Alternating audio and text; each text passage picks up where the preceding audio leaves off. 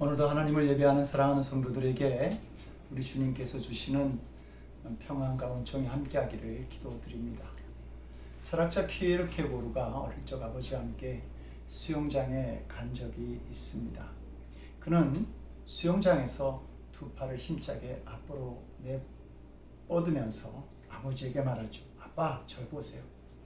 자신이 헤엄치고 있는 모습을 아빠에게 보여주고 싶었던 것입니다. 그러나 사실은 수영을 하고 있었던 것이 아니라 발 하나를 바닥에 대고 그리고 위에서는 수영을 하고 있는 것처럼 그렇게 보였던 것이죠. 그리고 아빠를 불렀던 겁니다.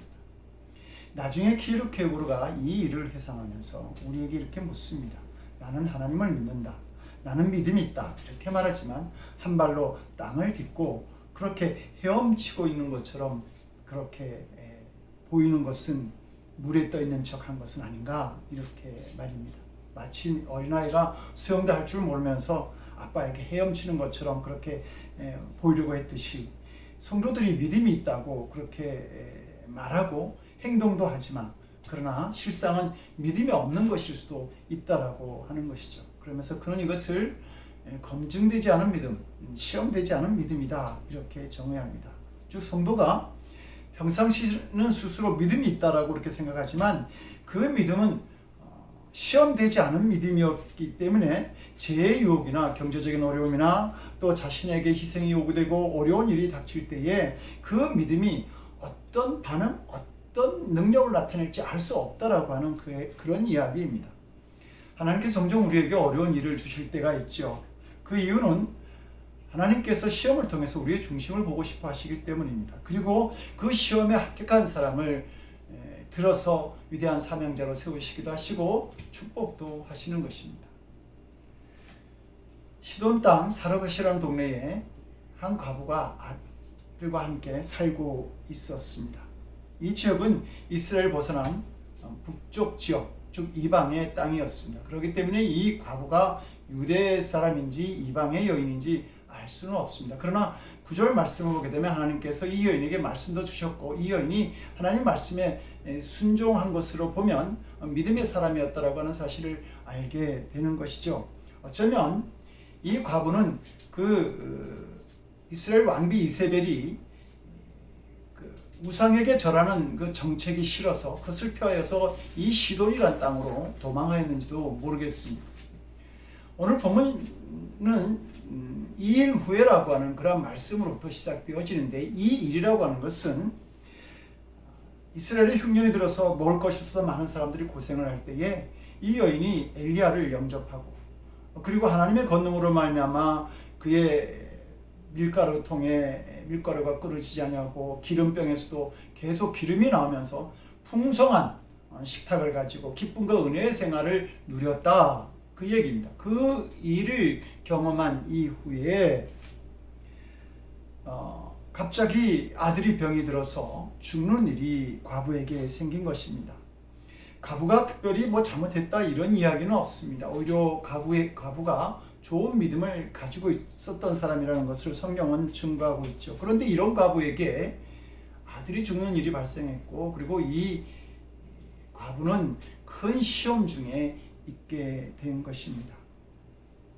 아들의 죽음 앞에 과부가 보일 수 있는 태도는 여러 가지가 있었을 것입니다. 그녀는 앞서 밀가루와 기름이 떨어지지 않는 하나님의 놀라운 은혜를 경험하였기에 이 가뭄으로 죽을 수밖에 없는 자신들이 하나님의 은혜 속에 살아났다라고 하는 것을 생각하면서 하나님이 우리를 다시 건져 주실 수 있습니다. 이렇게 말할 수도 있었을 것이고요. 아니면 이 놀라운 일을 행하신 하나님의 또 거룩한 뜻이 있겠지요 라고 이렇게 대답을 하거나 아니면 우리가 가뭄 때에 이미 죽었을 생명인데 지금까지 잘 지켜서 살게 하시다가 아들을 거두어 가게 하셨으니 이 또한 감사한 일이 아니겠는지요 이렇게 대답할 수도 있었을 것입니다. 그런데 이 과부는 18절에서 말하기를 하나님의 사람이여 당신이 나로 더불어 무슨 상관이 있기로 내 죄를 생각나게 하고 또 내 아들을 죽게 하려고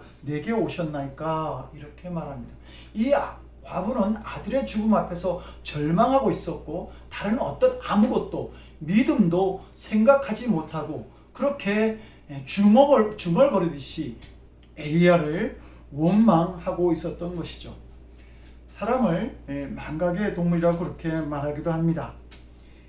이 망각은 하나님의 은혜를 경험하고 기뻐하고 즐거워하다가도 어려운 일이 생기면 금방 지금까지 하나님이 주신 모든 은혜를 잊어버리고 하나님을 원망하는 사람이 될 수 있다라고 하는 것이죠. 지금 과부가 이런 사람이 된 것입니다. 얼마 전까지만 해도 양식이 없던 자신들에게 먹거리를 주신 하나님에 대해서 굉장히 기뻐하고 감사했던 이 과부가 문제가 생기자마자 바로 엘리야에게 원망을 하죠. 내 아들을 죽이려고 오셨느냐? 무슨 상관이냐? 도대체 이렇게 엘리야에게 한탄하고 있는 것입니다. 하나님은 이런 믿음을 결코 좋아하지 않습니다. 어떤 상황이 생기던 간에 그 상황과 상관없이, 그 어려움과 상관없이 변함없이 하나님에 대한 믿음을 고백하는 성도를 하나님은 기뻐하시는 것이죠. 과부는 아들이 다시 살아나니까 또 이렇게 말합니다. 내가 이제야 당신은 하나님의 사람이시오 당신의 입에 있는 여호와의 말씀이 진실한 줄 아노라 이렇게 말합니다. 이 과부는 믿음이 있었지만 문제가 생기면 낙심하고 또 그 문제가 해결되면 하나님을 믿는 그렇게 왔다 갔다 하는 믿음이었다라고 하는 것이죠. 온전한 믿음이라고 하는 것은 시험을 받는 그 과정 중에서도 변함없이 하나님에 대한 믿음을 고백할 수 있는 사람이어야 합니다. 이런 사람이 하나님께서 주신 시험에 합격하는 사람이 될 수 있고 또 하나님은 그 중심을 보시고 기뻐하시면서 그에게 놀라운 은총도 축복도 그리고 사명도 주시는 것입니다. 그러므로 시험 받는 것을 이상하게 여기지 마시기를 바랍니다. 사도 바울은 초대 감독을 뽑을 때에 디모데전서 3장 6절에서 이렇게 말하죠. 새로 입교한 자도 말지니 절대로 처음 믿음 생활을 하면서 그렇게 믿음의 연단을 거치지 않은 사람, 시험을 거쳐보지 않은 사람은 절대로 중요한 감독의 자리에 세우지 말라 그렇게 말하는 것이죠. 집사를 세울 때도 바울은 말합니다. 그 믿음을 시험해보고 세우라. 그래서 디모데전서 3장 10절에서 먼저 시험하여 보고 그 후에 책망할 것이 없으면 그때 집사로 세우라고 이렇게 말합니다. 과부는 놀라운 하나님의 은혜를 경험하고도 그 시험하는 과정 중에 정말 참된 믿음을 하나님 앞에 고백하지 못하죠. 그래서 이 이후에 이 과부의 어떤 이름이나 또 일이나 믿음에 대한 기사는 전혀 나타나지 않습니다. 결코 시험에 흔들리는 그 믿음으로는 하나님의 일을 감당할 수 없는, 축복을 감당할 수 없는 사람이 된 것이죠. 그런데 엘리야는 어떻습니까?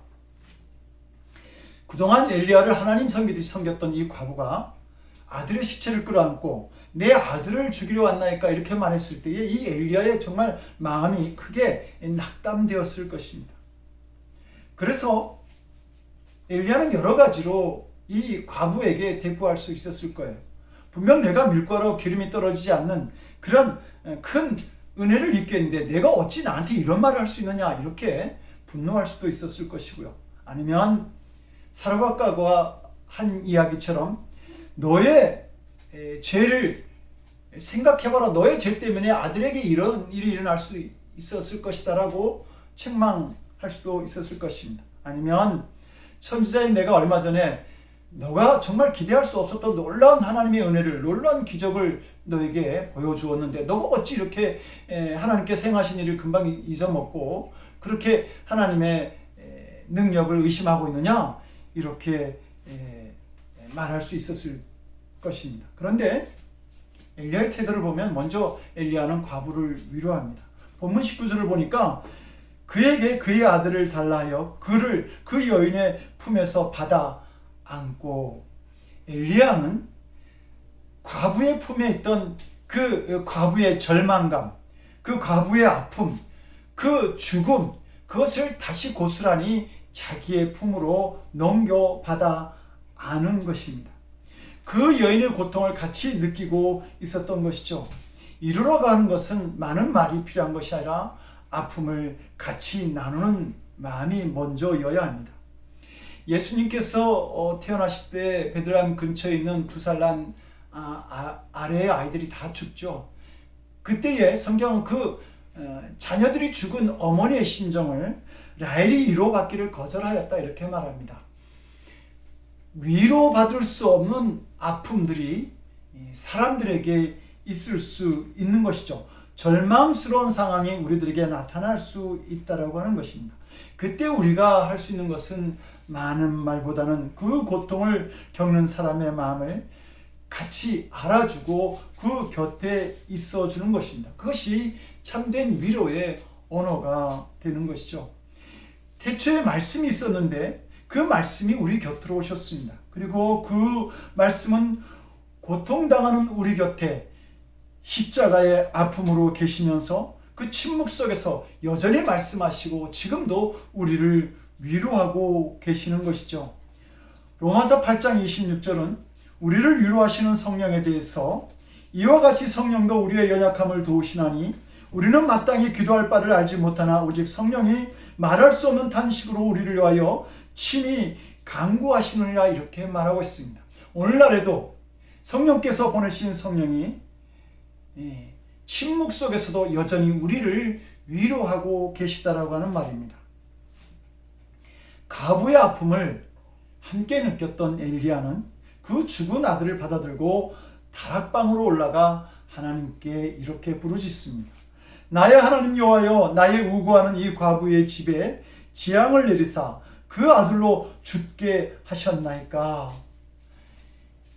엘리야는 이 죽음의 문제를 들고 하나님 앞에 나아간 것입니다.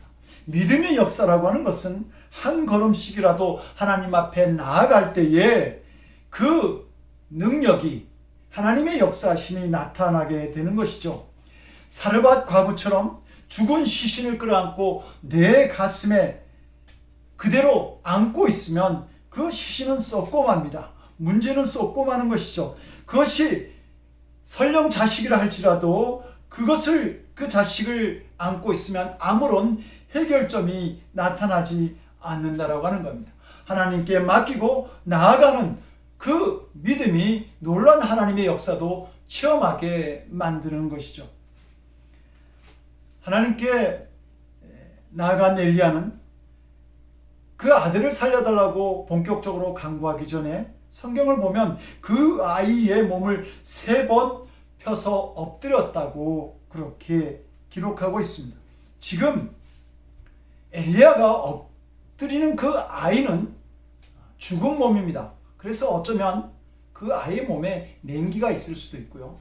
중동 지역이니까 빨리 부패해서 썩은 냄새가 날 수도 있었을 것입니다. 그런데 이 엘리야는 이 아이가 부패했습니다, 썩었습니다, 냄새납니다 이렇게 이야기를 하기보다는 먼저 자기의 몸을 그 아이의 몸에 3번씩이나 덮는 그런 행동을 보여주고 있습니다. 이것은 그 아이가 낫기를 바라는 간절함이 그 엘리야의 마음속에 있었다라고 하는 겁니다. 저는 이 말씀을 읽으면서 엘리야가 어쩌면 자기의 몸에 있는 체온을 이 아이에게 나눠주기를 원했나 이런 생각도 들게 되었습니다. 성도 여러분, 우리의 신앙에는 간절함이 있어야 됩니다. 바울이 위대한 신앙인이 되고 복음을 전 세계에 전파할 수 있었던 그 힘이라고 하는 것은 바로 그가 간절함이 있었기 때문입니다.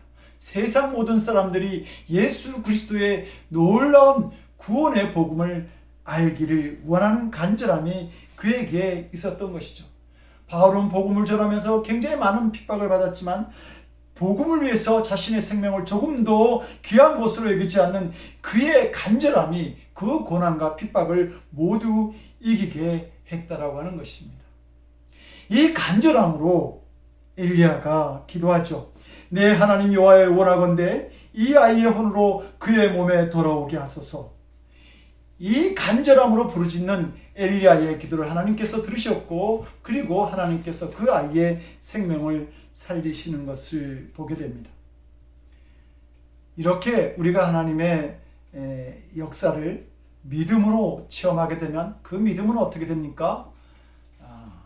작은 눈동이가 점점 큰 눈동이로 커지듯이 그 믿음이 점점 큰 믿음으로 자라나게 되고 그 사람은 큰 믿음의 사람이 되는 것입니다.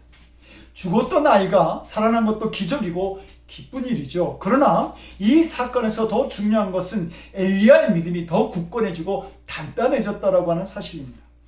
엘리야 그 자신은 알지 못했지만 하나님께서는 그를 통해서 행하실 또 다른 놀라운 일을 준비하고 계셨습니다. 그래서 이 17장 다음 장인 18장을 보게 되면 엘리야는 다시 아왕에게 보내지고 그리고 갈멜산에서 모든 이방 제사장들과 영적 싸움을 하게 되고 거기서 승리하는 영광의 자리를 만들게 되죠. 그러므로 지금 엘리야에게 필요했던 것은 무엇인가? 하나님이 어떠한 분이신지를 아는 것과 하나님의 권능을 계속해서 경험하는 이 체험되는 신앙이 엘리야에게 필요했다라고 하는 겁니다.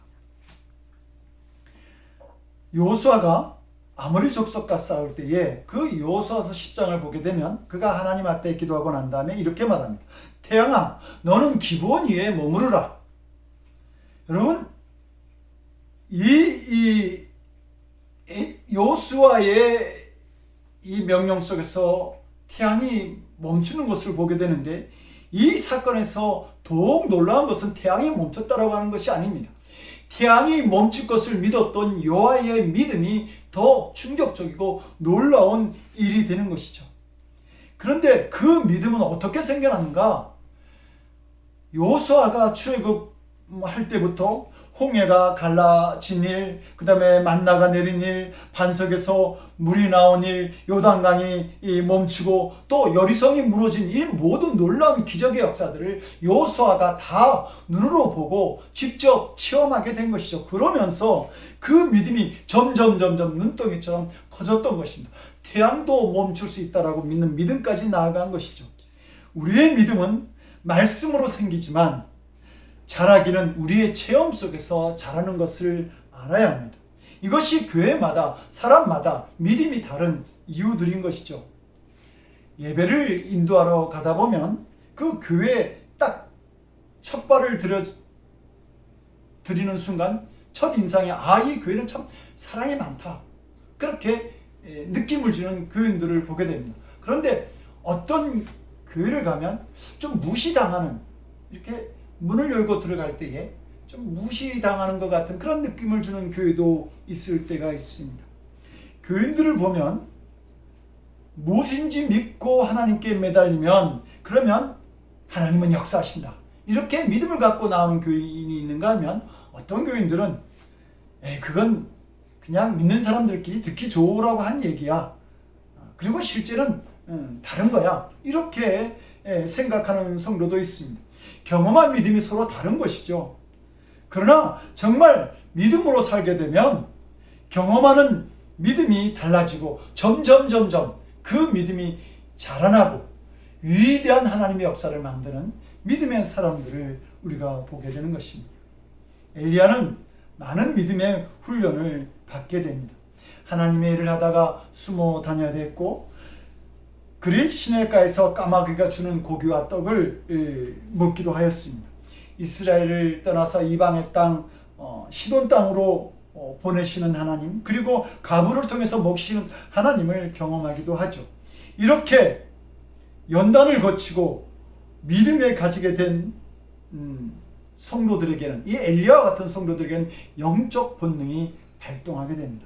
그 영적 본능이라고 하는 것은 어떤 낙심스러운 문제를 만나게 될지라도 본능적으로 이 문제 속에서 하나님은 반드시 역사하신다 라고 하는 그런 믿음을 본능적으로 나타나게 되는 것이죠. 묵묵히 하나님께 한 걸음 한 걸음 나아가게 되면 반드시 하나님께서는 그 믿음 속에 역사하실 것이다 라고 하는 그 영적 각성, 영적 본능이 되살아나고 그리고 그 속에서 역사하시는 하나님을 만나고 사명을 감당하게 되는 것이죠. 엘리야는 하나님의 시험과 연단에 합격한 사람이 되었습니다. 그러기에 그는 절망에 빠진 과부를 일으켜 세웁니다. 사랑하는 성도 여러분, 믿음이 나의 삶에 영향을 미치기를 원합니다. 넘어지고 좌절할 수 있는 시험에서 믿음으로 이기는 성도가 되기를 원하는 것입니다. 그리고 하나님의 은혜를 더 크게 찬양할 수 있기를 원합니다. 그래서 많은 사람들이 지금 힘들어하고 그리고 사르밧 가부처럼 원망이 많은 이 때에 이 절망하는 사람들을 일으켜 세워줄 수 있는 늘 푸른 교회 성도들이 될 수 있기를 주님의 이름으로 간절히 축원드립니다. 기도하시겠습니다. 나의 가는 길을 아시는 하나님이 나를 단련하신 후에는 정금 같은 신앙으로 나아가게 하실 줄로 믿습니다. 시험을 이기는 저희들이 되게 하셔서 하나님이 예배신 축복을 누리고 사명을 크게 감당하는 저희들이 될 수 있도록 주여 은총을 베풀어 주시옵소서. 이제는 성자, 성부, 성령, 삼위일체 하나님의 거룩하신 역사가 어떠한 상황 속에서도 시험을 이기고 우리의 중심을 하나님이 기뻐하시는 그런 믿음으로 드러내기를 원하는, 그래서 이 시대에 많은 절망에 빠진 사람들을 일으켜 세울 수 있는 귀한 성도들로 자라나기를 원하는 거룩한 성도들 머리에 저들의 삶의 곳곳 위에 지금으로부터 영원토록 함께 하옵시기를 간절히 축원드리옵나이다. 아멘.